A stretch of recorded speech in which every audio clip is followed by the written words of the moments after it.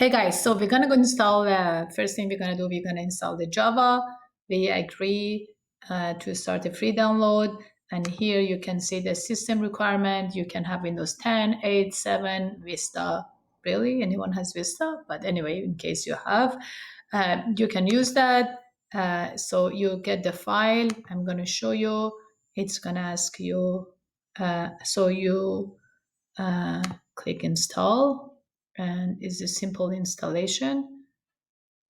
After it installed, you should be able to see Java. So that's, we're gonna wait a bit until it installs.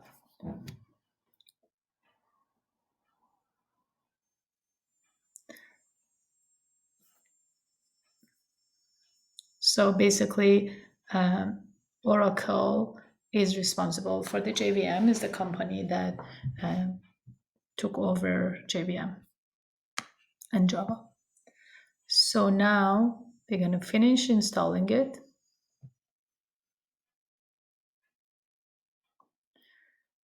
And wait a bit longer, and then we close.